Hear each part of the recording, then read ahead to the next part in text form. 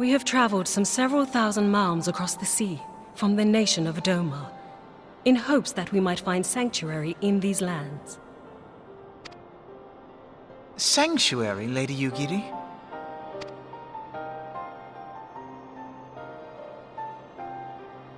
Aye. Lying within Othard, Doma was under the dominion of the Garlean Empire, as I'm sure you are aware. When the War of Succession broke out in Garlemald, we espied an opportunity to free ourselves from the yoke of imperial oppression and took up arms. Only to be crushed. And so I gathered what few Domans escaped the reckoning and guided them hither to your shores. A war of succession? Then the Emperor... Forgive me. You said that Doma was under Imperial rule, did you not? Doma is gone. Razed to the ground as an example to the other provinces. 12 have mercy. And your people? On a ship anchored in Vesper Bay, flying borrowed colors.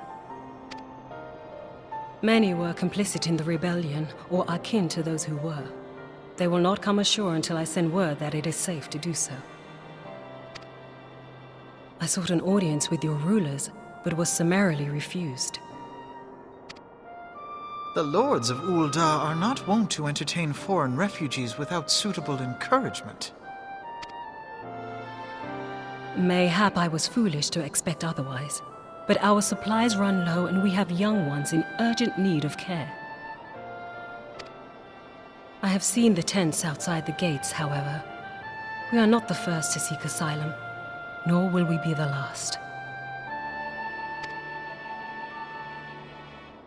Be that as it may, Ul'dah is no friend to Garlemald. Your tale would stir the hearts of many men and women here.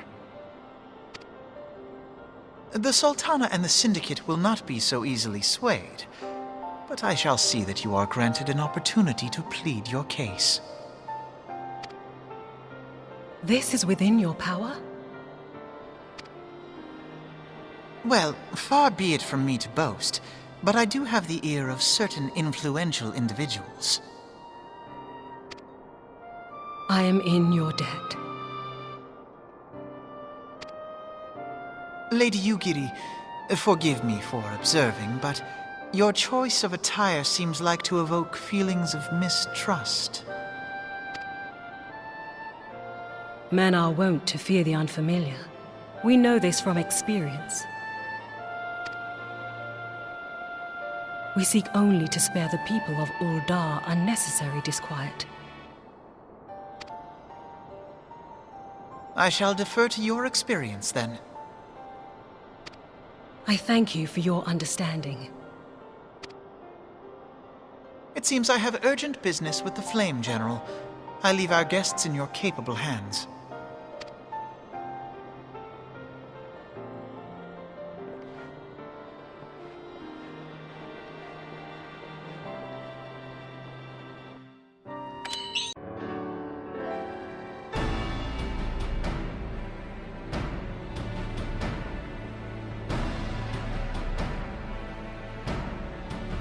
I, Yugiri of Doma, am honored to meet you at last, Your Grace.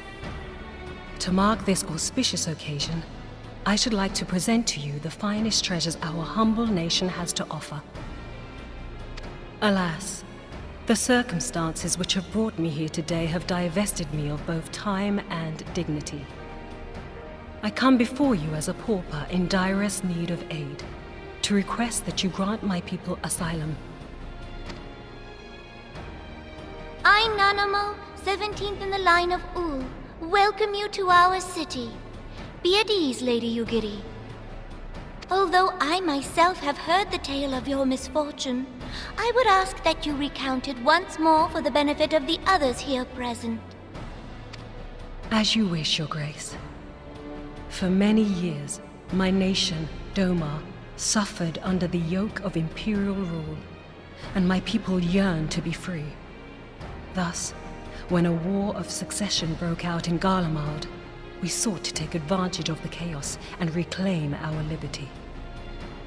Alas, our enemy proved less preoccupied than we had hoped, and our rebellion was put down in the most brutal fashion. Those who survived, how many do they number? More than 200 souls huddle within the cramped confines of our own galleon's hold. Yet this figure accounts for but one of a number of ships which escaped the Purge.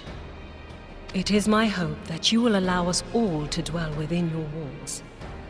Should that prove unfeasible, however, I humbly ask that you accept as many of my people as your resources allow. Pray understand, we do not beg a boon, but propose instead an arrangement.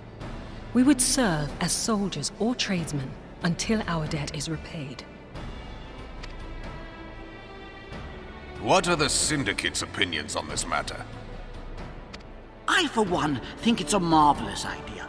Lady Yugiri and her people strike me as an industrious lot, and there are parts of the city which have yet to be fully restored. If they are willing to work, I see no reason not to let them. The head of the Mirage Trust is not known for his generosity. He sees profit in this. I agree. That said, these are foreign refugees. To admit them would require a formal resolution. Shall we call a vote?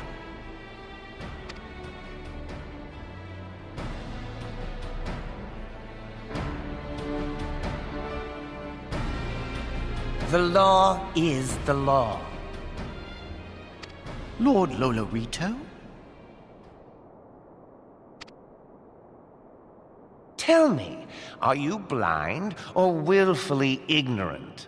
Even now, our streets are choked with the displaced victims of the Calamity and Alamigan refugees. They live hand to mouth, subsisting on aid provided by the immortal flames, the cost of which grows ever higher. The wealth of Ul'dah is not without limits, my friends. And need I remind you that these refugees are prone to violence and criminal activity? You have all read the reports, I think. Without homes or employment, it is only a matter of time before men grow desperate and take that which they imagine has been unjustly denied them. Yet, knowing this, you would have us swell their ranks. Mayhap you think the brass blades and the flames are not hard-pressed enough? Some say the chairman of the East Aldenard Trading Company passes Gil thrice daily. This may explain how he came to be the wealthiest man in Ul'dah. Or it may simply be that he's ruthless beyond reckoning. Surely the Sultanate can support the few hundred domins Lady Yugiri represents. That our resources have been taxed, I do not deny. But we are hardly in danger of financial collapse. I move that an exception be made. An exception, Your Grace? I am suddenly reminded of a similar debate some years ago regarding a number of Alamigan refugees, if memory serves. What were your words that day? Yes. The law is the law, and so our visitors remained in Little Alamigo. Mayhap our wise and benevolent Sultana would be so good as to enlighten us as to which other of our laws should not be upheld. Mind your tongue, Lolorito. My lord, I share your concern for the welfare of our great nation, but we must endeavor to take a longer view. You know as well as I that people can be a resource still more precious than Gil. Precious or not, they were never yet so reliable. And unlike those who frequent your establishment, I have no desire to gamble with my future. Uldar's greatest asset is, and has ever been, her material wealth. We risk this at our peril.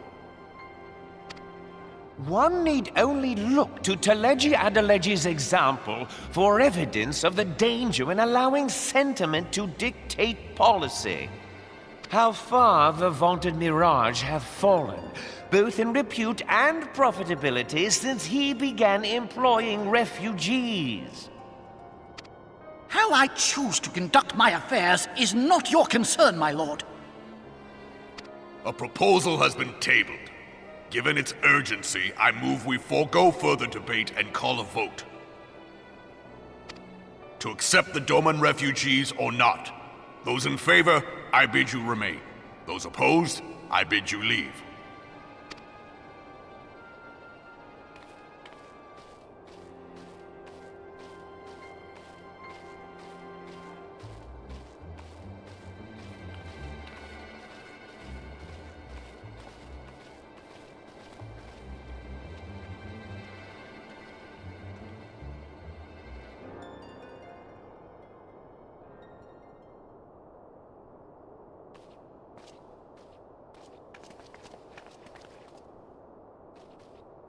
Would that it were within my power to welcome you and your people, Lady Yugiri. As you have observed, however, my authority in such matters is regrettably limited. Without the consent of the Syndicate, I cannot act. I understand, Your Grace, and I appreciate all that you have done on our behalf. The nerve of the man! If that bastard had not forsaken the eastern trade route, little Alamigo would now be thriving. Oh, that you should have traveled so far under such dire circumstances, only to be refused in this manner is utterly unconscionable. Pray, accept my sincerest apologies.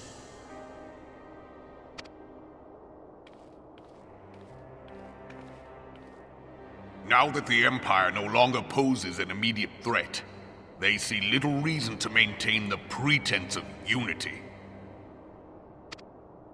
The Monitorists have grown especially defiant of late. Lord Lolorito most of all. But this is neither the time nor place for that discussion.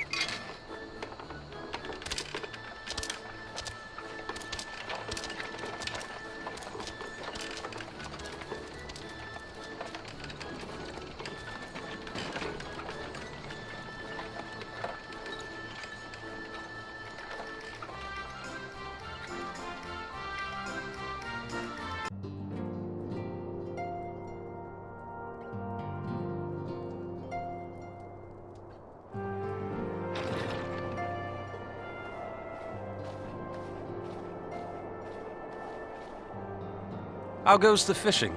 Caught anything slippery? Aye. Our suspicions were well founded. The Serpent Reavers are indeed the culprits. The plot thickens. Has there been any movement in Thanalan? It has been blessedly quiet. Which is to say the Amalja are being no more or less of a nuisance than usual, summoning a fleet with such crystals as they have hoarded. Urianger, too, reports not out of the ordinary.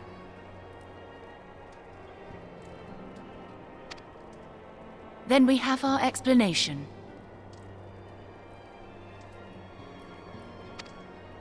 Your explanation for what, pray tell? For the recent spate of crystal thefts in Thanalan, we naturally assumed that the trail would lead us back to the Amalja. Yet it did not. It led us across the sea unto Vilbrand. Vilbrand? There have been reports of increased Sahagin activity of late. Oh gods, they mean to summon Leviathan?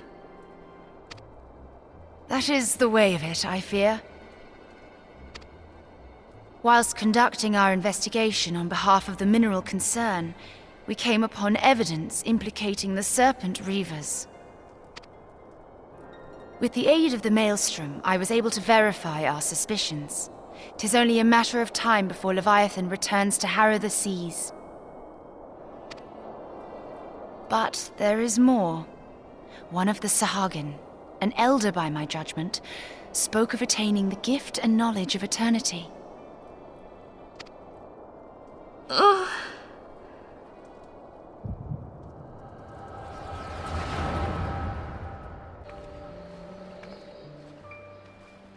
Such a disturbance in the ether. If I did not know better, I should think this device defective.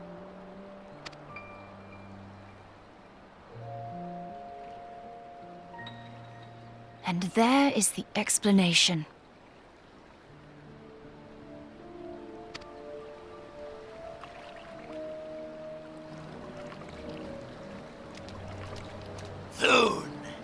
Soon it shall begin.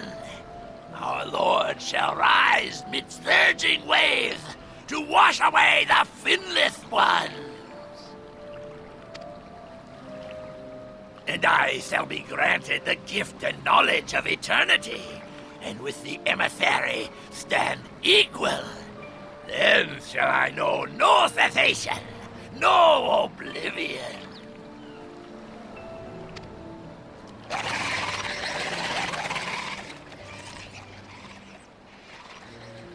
Whence comes this promise of immortality? The emissary?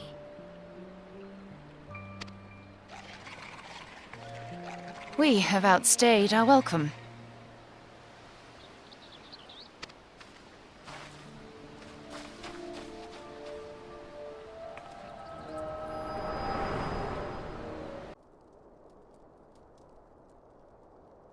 The gift and knowledge.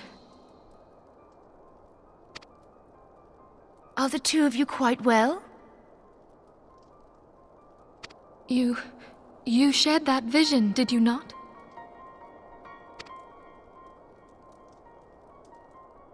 Even before the Sahagin made mention of the emissary, I recognized Elidibus's words. He is behind this. But surely it is not within his power to grant the echo. My lady, unless we act swiftly, Leviathan will rise again. The Admiral has already requested that we intervene to prevent this. Failing that, we are to attend to the Primal's extermination. She will have our full cooperation. Let us make haste to Limsa Lominsa. I mean to play a part in this mission. Tataru, pray, take charge in my absence. My lady, are you sure this is wise?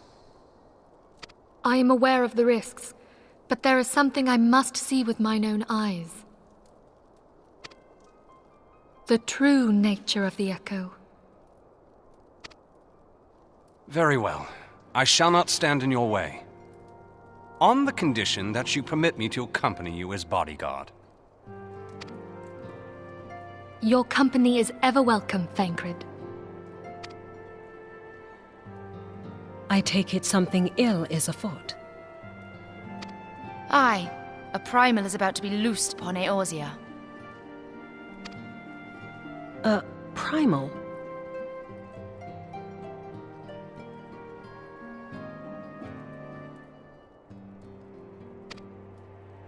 A godlike being whose very existence is a bane upon the land.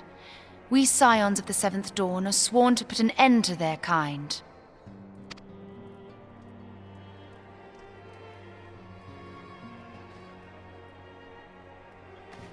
I see. Know then that I am learned in the arts of war.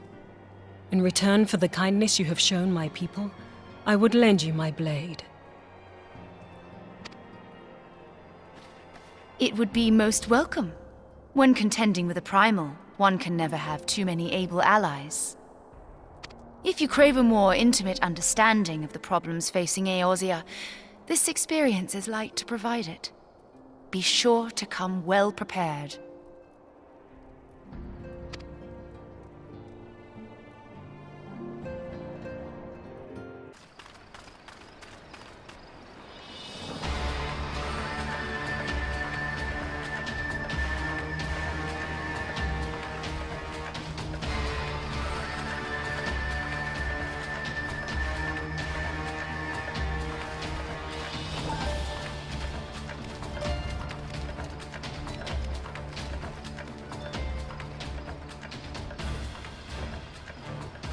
Damn them. They have made thralls of soldiers and civilians both.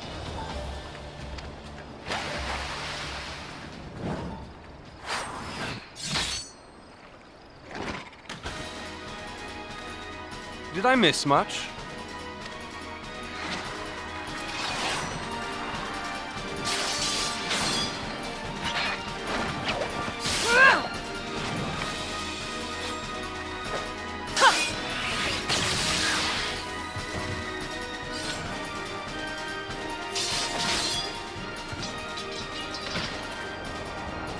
So that is how you fight in the Far East. Mental note, pick no quarrel with Domans. But seriously, if I am to keep up, I must needs forsake elegance for efficiency.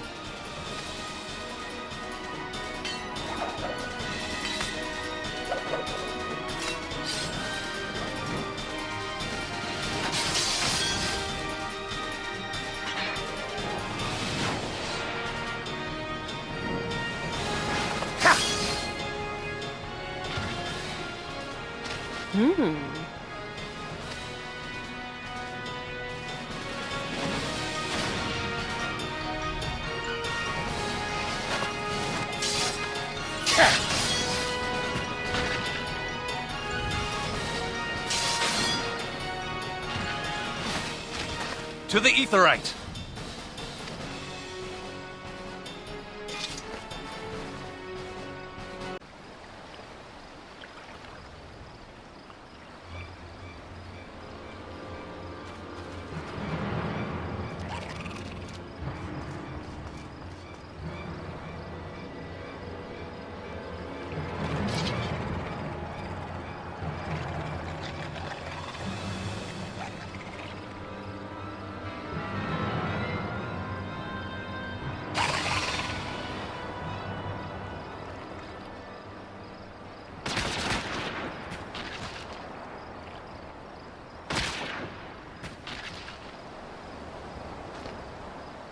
You'll forgive me my lateness.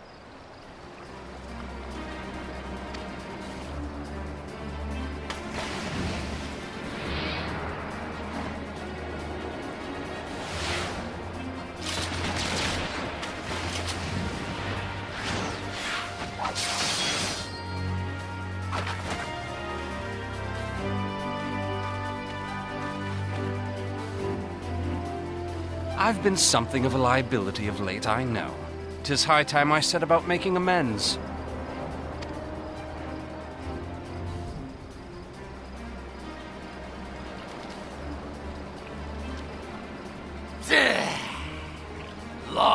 have you shriveled Shorewalkers tormented our kind.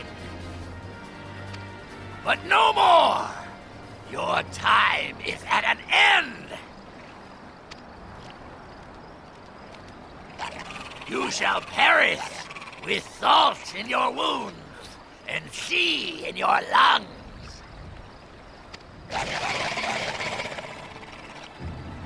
Lord of the world, hearken to our plea. Lord of the world, deliver us from our misery. Do you feel that?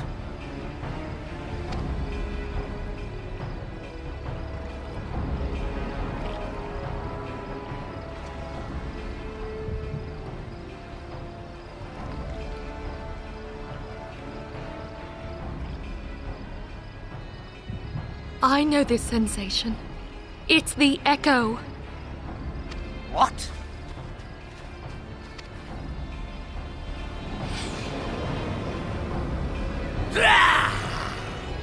Such power! It is transcendent!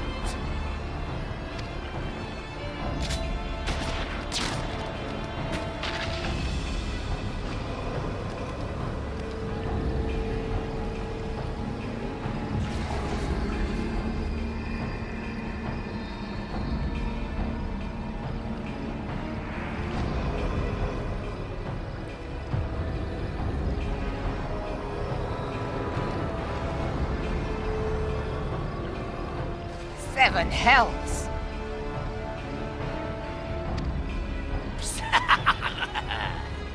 Strike me down if you will. It is futile! I have mastered the gift! I am eternal!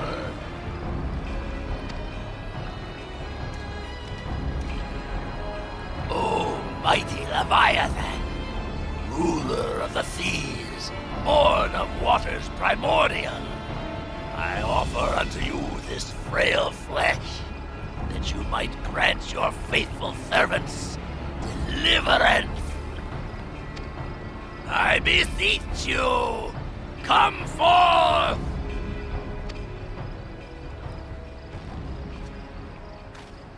Die, damn you!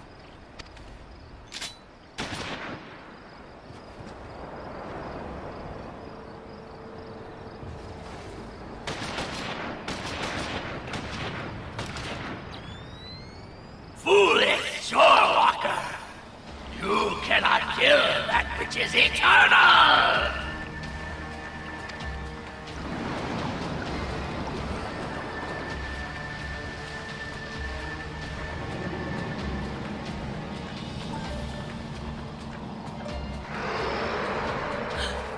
Heavens forfend.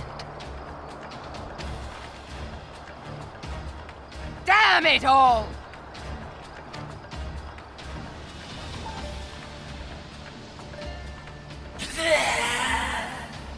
My being ebbs away.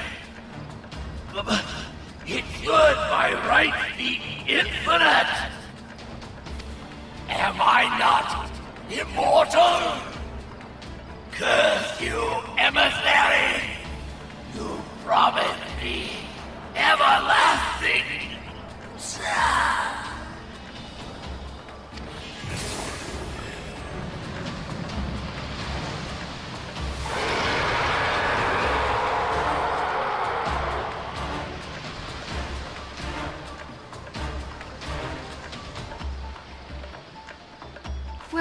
Where did he go?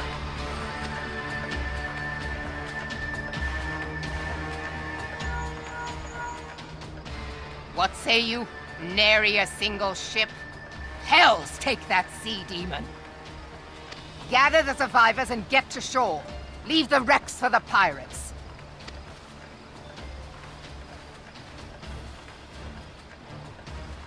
Leviathan wastes no time. The diversionary squadron is lost.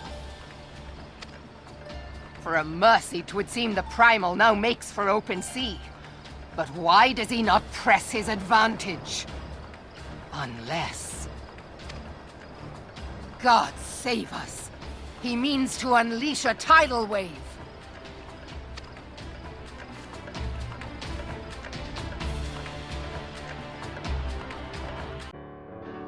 There used to be a hamlet beyond South Tidegate in western La Noscia. Halfstone, 'twas called.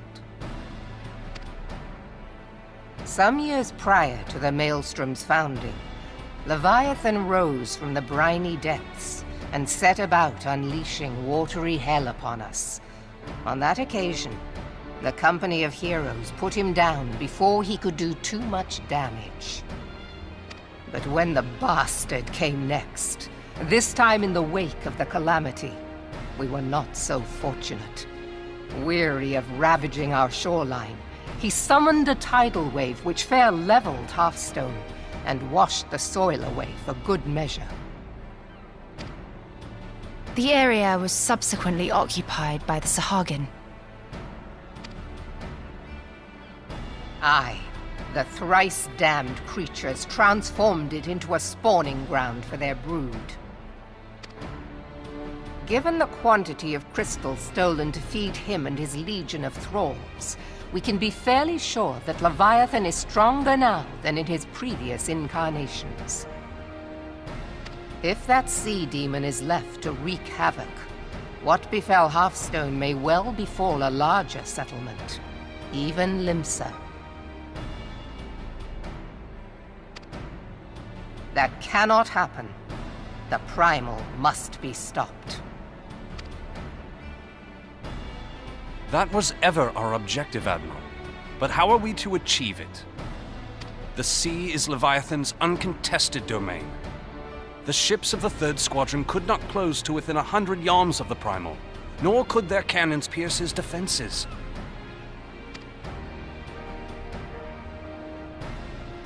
I have read the reports, Master Thancred.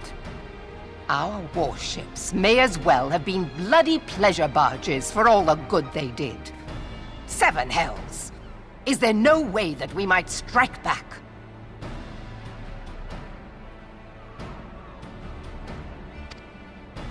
The Company of Heroes defeated Leviathan, having first lured him into an inlet, but we must needs contend with him upon the open sea.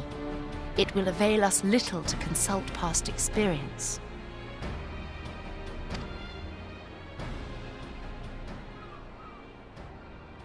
Admiral, if I may.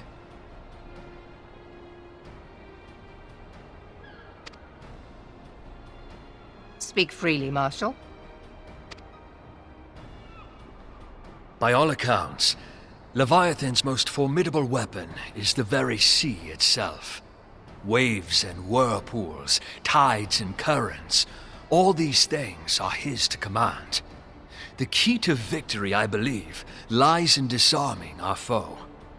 This, in effect, is what the Company of Heroes achieved with their ruse. We cannot lure Leviathan from the sea a second time. But what if we could weaken his hold upon the element of water? I have heard of devices capable of such wonders. They draw upon the power of corrupted crystals, I am told. If mounted upon a ship, such a device might be used to prevent Leviathan from bringing the full force of the sea to bear against us, rendering him no more dangerous than any other sea serpent. Of course! Sid built a similar device to grant the Enterprise safe passage through Garuda's Tempest, did he not? Begging your pardon, my lady, but to give credit where it's due, this is something I heard from an old arcanist friend of mine. It makes little difference who thought of it first, so long as it works.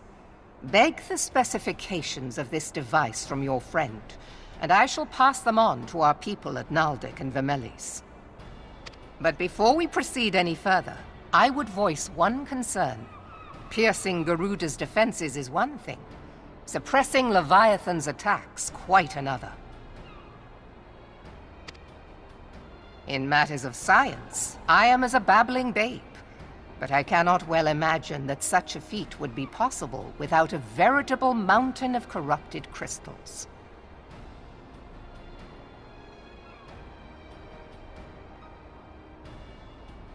The question being, do we have a ship big enough to bear such a burden? Mayhap not, Admiral, but two might. Recall you the tale of Mistbeard's greatest haul?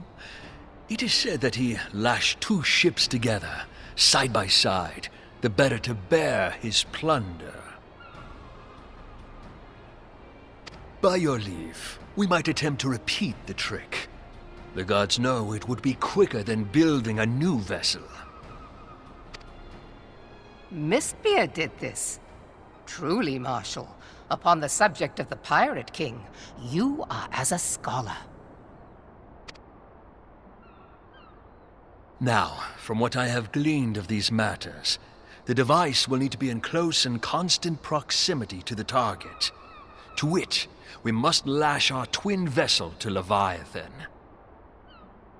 This in itself will be no small feat. Ramming speed will be required, but given the weight of the cargo, that will only be attainable with the aid of a towing vessel.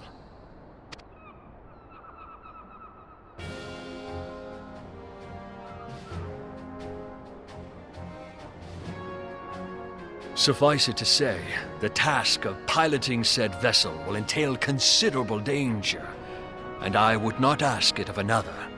I volunteer myself. 'Twill be dangerous for all involved, but we have no better recourse. Very well.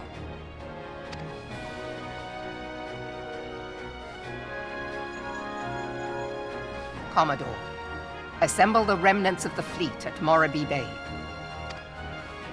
Give priority to our soundest vessels. The repairs can wait.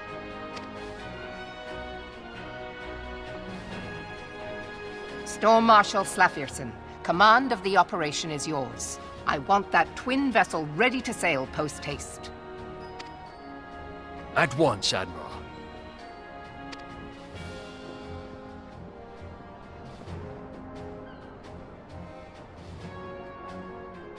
And then there is the small matter of slaying the beast. The fate of Limsa Lominsa rests upon your shoulders once again. Go well, warrior of light.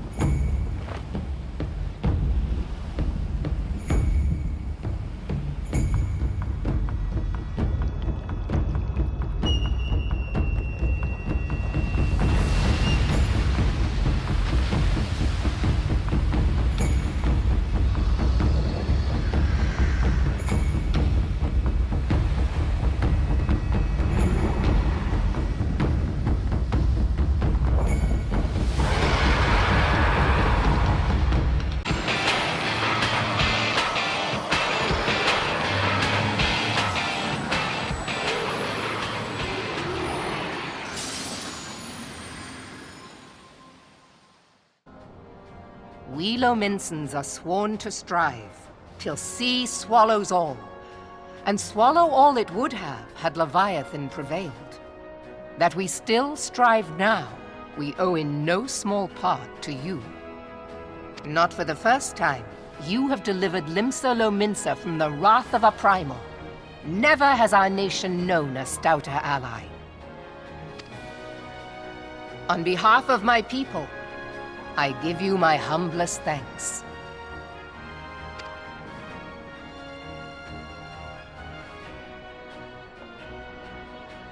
'Tis meet that I give thanks to old Mistbeard, too, for his fine solution. Whatever else he may have been, 'tis clear he was a resourceful soul.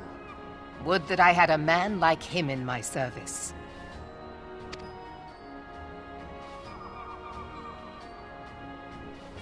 Before I set foot in these lands, I had no inkling that the people of Eorzea contended with such mighty foes. Suffice it to say, their existence came as something of a shock, as did the idea that they could be defeated. This experience has served to remind me of the vastness of the world, and the boundless potential of man. Though I am but a refugee in this realm, I would fain be of use to you in your fight. Know that I am tutored in one of the foremost combat arts of the Far East. It may seem outlandish to the Eorzean eye, but should any of your people care to learn, I would be pleased to initiate them. And I will see to it that they are grateful. I have no doubt that your knowledge and skills will serve us well. Besides, your art is not so outlandish as you think. Would you not agree, Master Thancred? Naught escapes your searching eye, Admiral. Few are privy to this information, but Limsa Lominsa is home to a certain secret fraternity. Its members are trained in a form of combat not unlike your own. By my judgment, it should not be beyond such individuals to adapt to the techniques I witnessed you employing with such admirable deftness. I am heartened to hear this. I too noted a kinship between your style and mine own, though it seemed to me that you fought differently in the beginning. I suppose I did. What can I say? I'm a man of many talents. Though you may labor to believe it, Thancred was once something of a scoundrel who fraternized with the criminal class in these parts. Yestola! You jest, of course. But for a chance encounter with Alphino's grandsire, he might never have left Limsa Lominsa, or received an education in Sharlayan, or taken up his post in Uldar, which is where he trained in the blade, lest you wonder.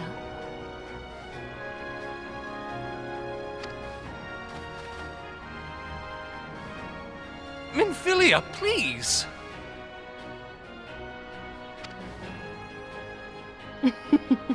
It would seem there is more to you than meets the eye, Master Thancred.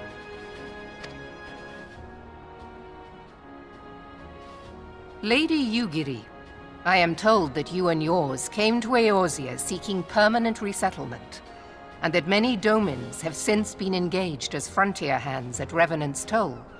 Moderna is many things, but a place of refuge it is not.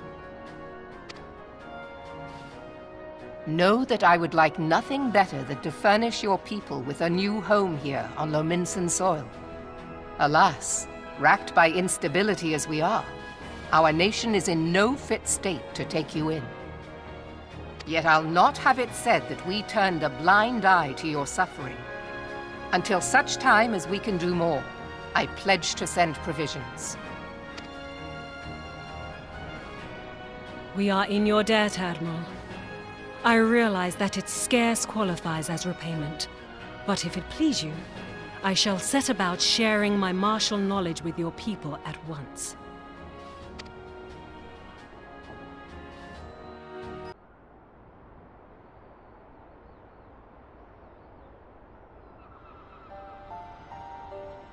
You wished a word in private.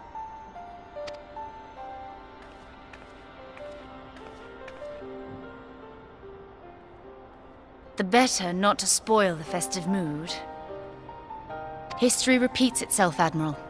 As the kobolds did before them, the Sahagin resorted to summoning their god over a territorial feud. They acted in self-preservation. It may be that the Sahagin initiated this particular clash, but how it begins does not interest me so much as how it ends.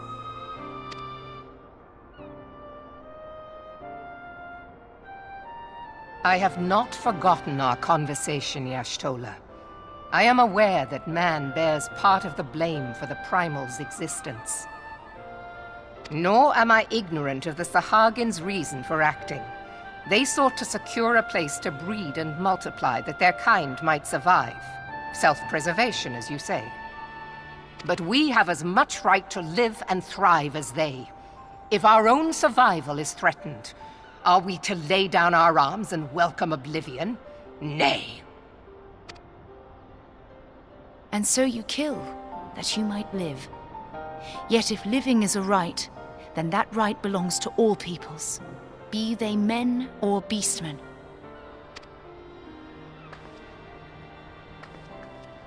I'll not deny your reasoning. But when a storm gathers, it falls to me to see my people safely through it. That is my duty, and I shall do it.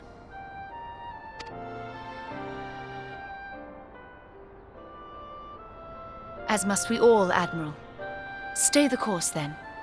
But know that it will lead to no good end.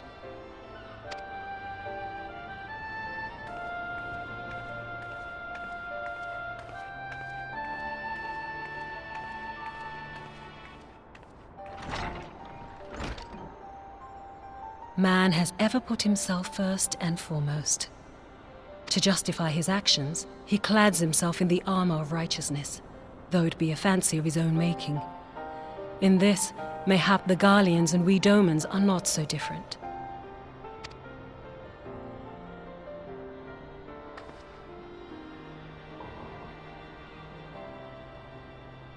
Eorzea has become as a raging sea. If we are to keep our heads above the waves, we cannot scruple to drown the man next to us. When hopes of coexistence founder, strength must determine who has the greater right to live.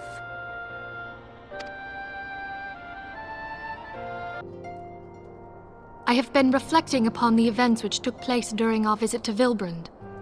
If you have a moment, I would share my conclusions with you. Please, bear with me. When the Sahagin Elder summoned Leviathan, he employed the power we have come to know as the Echo. Though I cannot well explain the how of it, it would seem he became immortal in so doing. When the Admiral subsequently slew him, his spirit emerged from his lifeless flesh, a consciousness shorn of physical form. Thus transfigured, he took up residence in the body of his minion with the ease of a man donning a favorite glove. Long have I known that the Echo allows one to pass through the walls of a man's soul, but never did I imagine that it could free us from our own flesh, nor less that our souls could then occupy the next corporeal vessel to take our fancy. It was of this that Elidibus spoke, an existence which knows neither cessation nor oblivion. And yet, though the Sahagin had mastered his gift and thereby become immortal, he was by no means invulnerable. As we both bore witness, he was ultimately absorbed into Leviathan. And the import of this observation? If the Ascians' mode of existence is indeed the same, it can be inferred that they too are not invulnerable, that they can be destroyed. There exists a legend which tells of souls who are reborn upon the cusp of each umbral calamity, that they might stay the encroaching darkness. To most, it is but a fairy tale, yet recent events have given me cause to wonder, could the legend in fact refer to the Echo? Much and more yet remains unknown, but I am confident that all will become clear in time. For the present, however, what matters is that the key to defeating the Ascians may at last be within sight. With Urianger's aid, it is my hope that I shall fathom this matter ere long.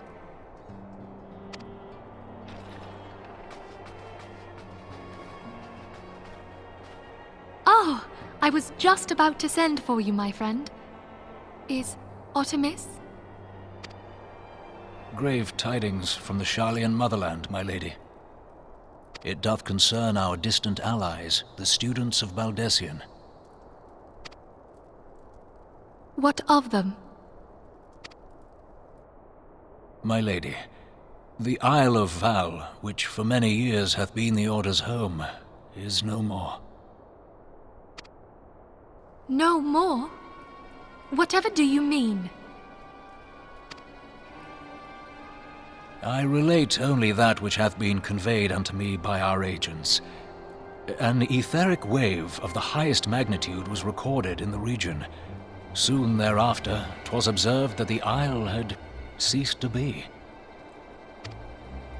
'Tis postulated that a magic was evoked, like in power to Ultima. 12 preserve.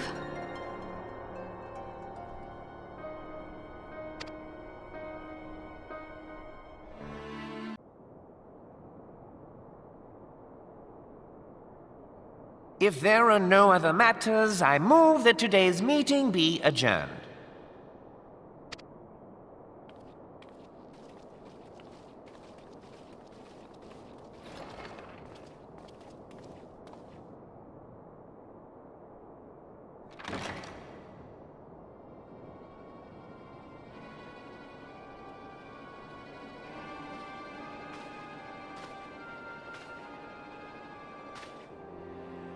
It is done, my lord.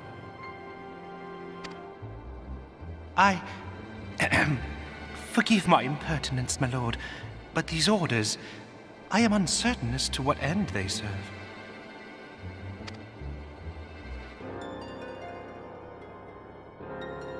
Revolution.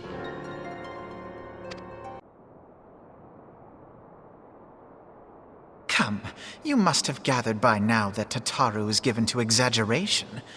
As you can see, I am quite well. Ul'dah, on the other hand, is not. This riot was anything but an isolated incident.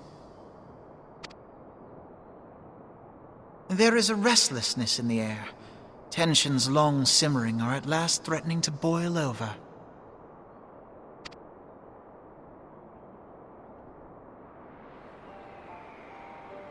Ul'dah is a nation infamous for the great disparity between the wealthy and the poor. The majority of the populace accepts this state of affairs because they believe that every man bears responsibility for his own lot in life. To an Ul'dan, money is the foremost, and some would say the only measure of a man's worth. Small wonder that the wealthiest wield the greatest influence. So where do the refugees fit into this social hierarchy? What place is there for those who fled Alamigo and the destruction of the Calamity? Plainly, there is none. They have no wealth, no power, and no worth. To the Ul'dan way of thinking, they may as well not exist.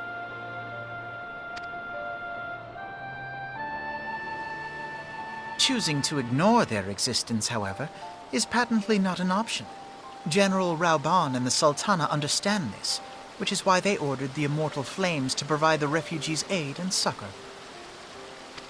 Yet none would dispute that the expenses incurred by this policy grow by the day, with no end in sight.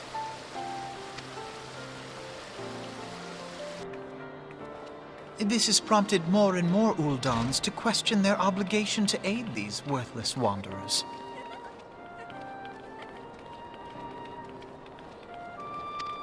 While more and more refugees have come to resent their treatment at the hands of the sneering citizenry.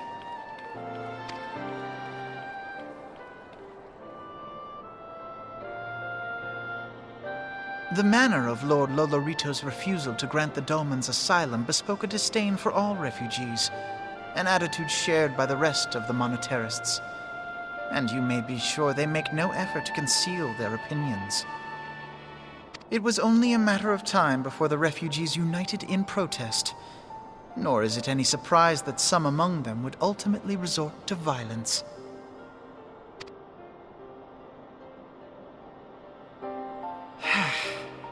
That the Immortal Flames should choose this of all occasions to engage in joint training exercises with the other Grand Companies.